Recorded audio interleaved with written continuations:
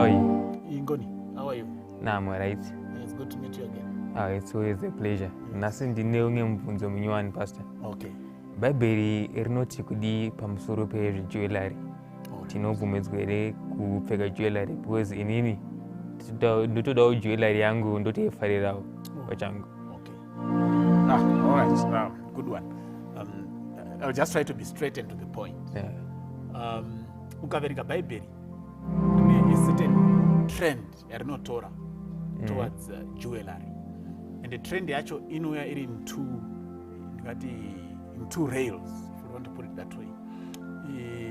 Pane imwe slant yarinoratidza kuti God paints a negative picture towards use of jewellery due to certain reasons. Nepamwe panoratidza kuti it's actually, something chinototarisirwa kuti chinofana kuitwa.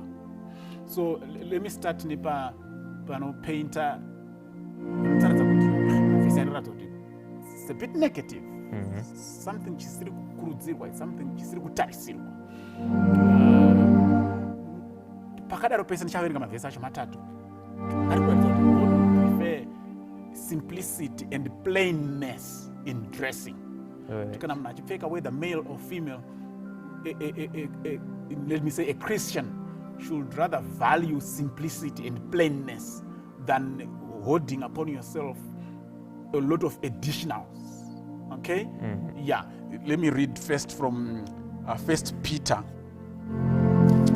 chapter 3, verse 3.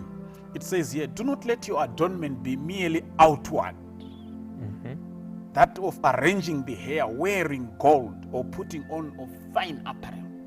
Okay, rather let it be the hidden person of the heart, with the incorruptible beauty of a gentle and quiet spirit, which is very precious in the sight of God. Number one. So chiritokurudzirwa apa kuti kana munhu achipfeka ngaasanyanye kuda kuita zvinooneka kunze. Simplicity. Even if you were to go to I think it's 1 Timothy. 1 Timothy chapter 2, verse 9. In like manner also, that the women adorn themselves, I think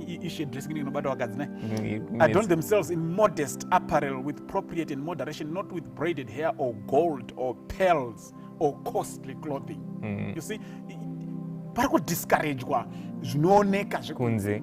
Yeah. Because it has a motive yekuda kupfeka jewellery, because andifuti dai kune jewellery iron. Vanhu Isa manyiro. Chinokonzerwa kuti pamuneri tose it's diamond. Pane diamond. And ndo zviri kudiscouragwa izvo zvekuti motive yacho kazhinji kacho kuda kuonekwa kunze. Ndakapfeka. Unoti ndiri pa level rasiyana nevamwe. If you go to Isaiah chapter 3, another negative portrayal here, verse 19, verse 18, we can tangira ipapo. In that day the Lord will take away the finery, the jingling anklets, the scarves, the crescents, the pendants, the bracelets, the veils, the headdresses, the leg ornaments, the headbands, the charms, the rings, the nose jewels, the festal apparel, the mantles, the outer garments, the purses, the mirrors, the fine linen, the turbans, the robes. As this is even in ancient time, chaivako. But mararatidza kuti vanhu vanenge vaita manyawi nekuda kwezvinhu zvani ndichazvitora ndozvibvisa ndozvirasha. You see now. But now when you come to Luke chapter 15, it's a very common chapter, the prodigal son. Something very interesting there. Something mukomana paanenge adzoka kumba asangana nababa wacho. Listen to what the father says.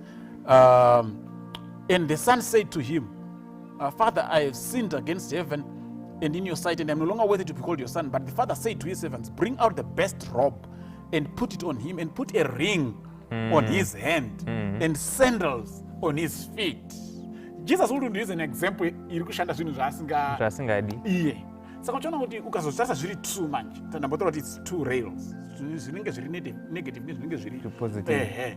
Saka uchaona kuti chiri kunyanya kukosha apa inyaya yefunction and purpose. Okay. Sikutaura kwandamba kuti zvimwe zvacho zvinonzi Mwari chazvibvisa zvinenge zviri kuitwa nekuti vanhu varida kuonekwa, mandionere nhasi. Ndakandine genuine, ndakandine chakati, ndakandine nani, nani necklace yakati, ndaichinja ndadai.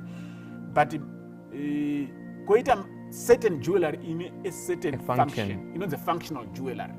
yekuti pamuchato paya haasi kupfeka ringi yekuti ashamisire ndakachena but iri ngoratidza kuti I've made a covenant with someone. Serves a purpose. In a purpose. Zvakafanana nevanhu sei vari asthmatic vanotokurudzirwa kuti fambe vakapfeka ebangle rinobva rataura kuti kana adonha munokasika maverenga. Iwe ukangomuona nechekurundi akapfeka jewellery. But it's functional jewellery. Inotoseva a purpose, maybe kutoseva upenyu hwemunhu. So I wouldn't say outrightly kuwanikwa wakapfeka jewellery. Definitely you are condemned. Neither would I also say go ahead and put it on. But you really need to be very careful.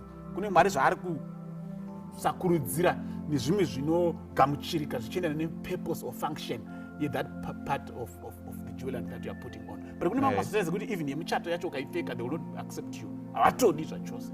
Koita dzimwe nzvimbo dzekuti ukaenda usina they won't accept you as someone who is in a marriage covenant with someone. So you have to be very careful. Go down to South Africa, you don't have a marriage ring, they don't accept you as someone who is in a marriage covenant. Go to Zambia, you put in a marriage ring, they don't see you as someone who is serious with their Christianity. Yeah. Yeah. For today, Mandi, no, it's okay. You have clarified the issue. It's a big topic, but well, I think I have shed some light. Thank you, Pastor. Thank you very much. You're welcome.